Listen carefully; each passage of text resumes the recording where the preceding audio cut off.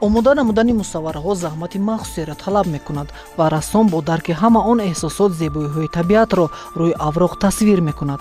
Дар барномаи қаблӣ атрофи мусаввирони зиёде қисса намуда будем, аммо ин навбат хостем оид ба наққошии Шералии Толиб ҳарф занем ки ӯ бо вуҷуди надоштани имконияти шунавоӣ ва сухан гуфтан расмҳои мухталифе омода мекунад.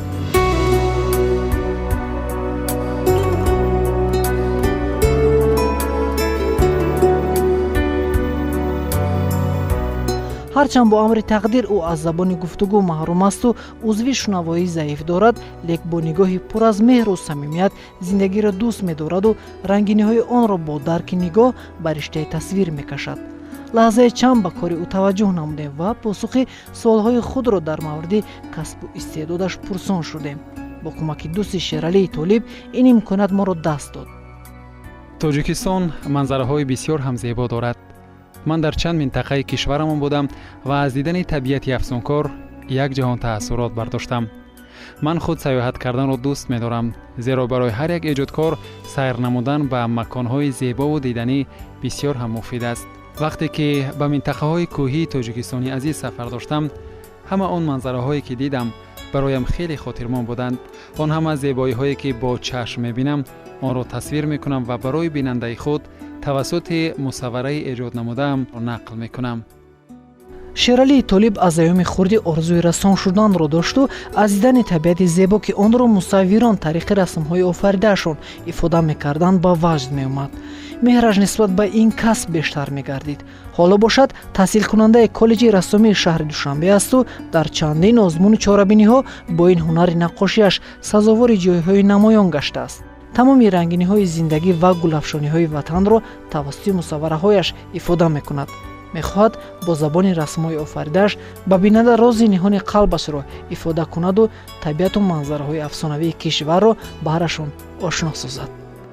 яке аз вазоёни фаъоли мо мебошад ва мо аҳамият додем ки бисёр ҳамон истеъдоди расмкашиш хеле зиёд аст ва аз он кас хоҳиш кардем ки каме аз расму эҷодиёте ки бевосита ба шахсоне ки имконияташ маҳдуд аст ба он равона созаду агар имконият бошад баъзе расмҳо кашад ки дар муддати кӯтоҳ хато накунам дар муддати як моҳ якчанд расмҳо кашид ва нишон дод ки чӣ гуна фикрониш эҷодкориш хеле хуб аст.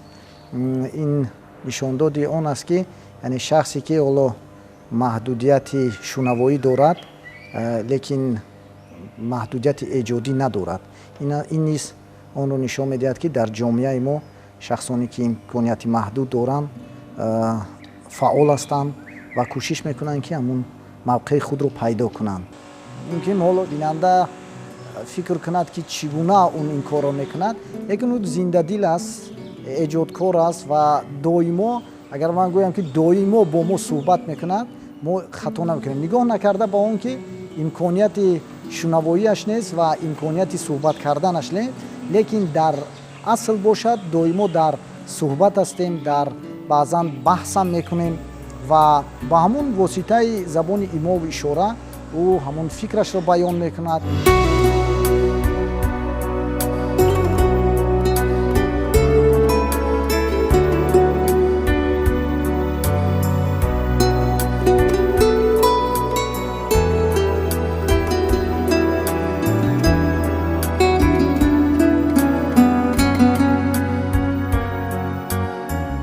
мо низ кӯшиш мекунем аз ӯ омӯзем ва яке аз омӯзишҳои хубе ки барои худи мо ҳаст, ин яъне омӯзиши забони имову ишора.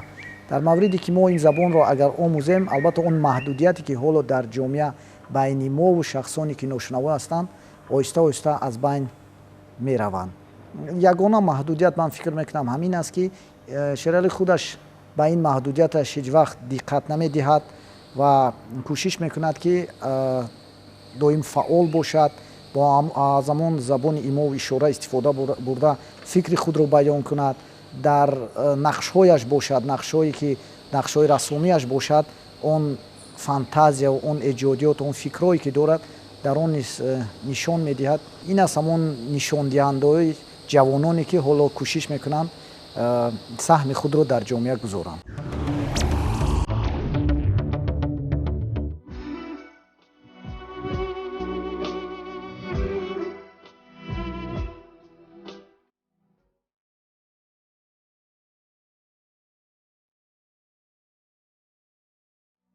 шералии толиб дар баробари шавқу рағбат доштан нисбат ба ҳунари рассомӣ инчунин ба варзиш машғул шуданро низ дӯст медорад. тибқи назари ӯ ҳар як фарде ки ба варзиш шуғл меварзад аз манфиат холӣ нест. пас аз анҷоми таҳсил ба варзиш низ машғул мешавам, зеро тамрин намудан ҷисми касро обу тоб медиҳаду ба саломатии инсон таъсири мусбат мерасонад. баъдан ҳангоми ба хобгоҳ рафтан боз ба расмкашӣ машғул мешаваму мусаввараҳои гуногуне омода менамоям. бо дастгирии ҳукумати ҷумҳур ва бевосита он системаи маориф ки дар мо вуҷуд дорад, яъне ба ин гуна шахсон имконият дода мешавад ки дар мактабҳои олӣ таҳсил гиранд ва чӣ олӣ ва чӣ касбӣ.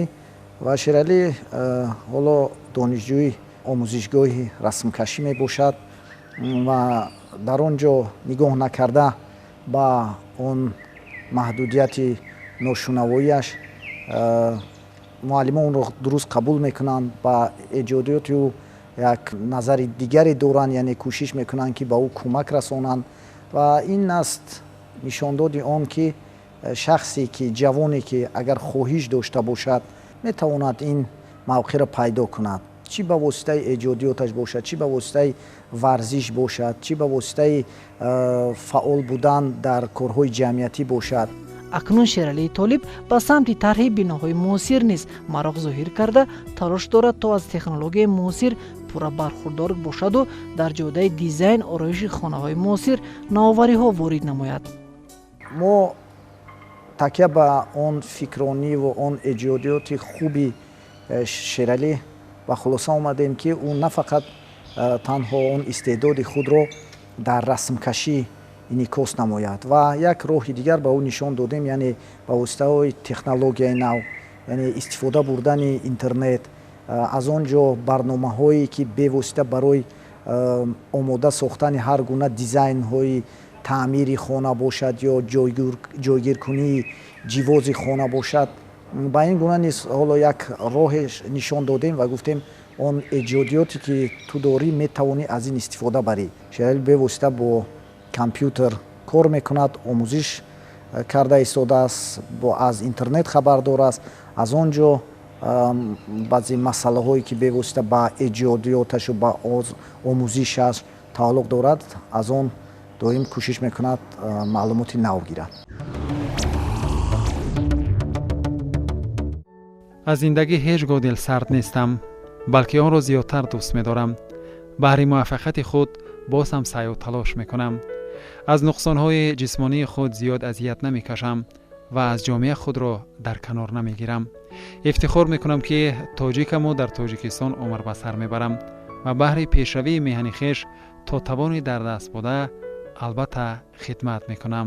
маъюбоне ки аз ҷиҳати ҳаракат кардан маъюбият доранд, маҳдудият доранд, ин бошад аз сабабе ки ҷисман маҳдудият надорад, ба онҳо кӯмак мерасонад. онҳо бошанд дар вақти омӯзиши компютер ба ин кӯмак мерасонанд.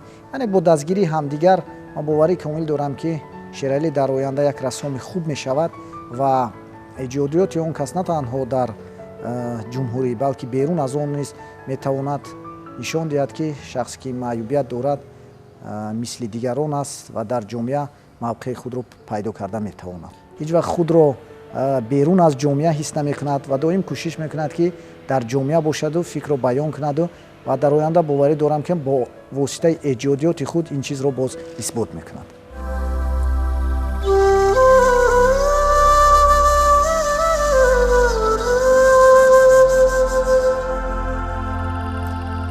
зиндагӣ бо ҳама буду набудаш зебост ва мо бояд ҳамеша парастори он бошему самти фаъолияти худро баҳри рушду пешрафти сарзамини худ гузорем.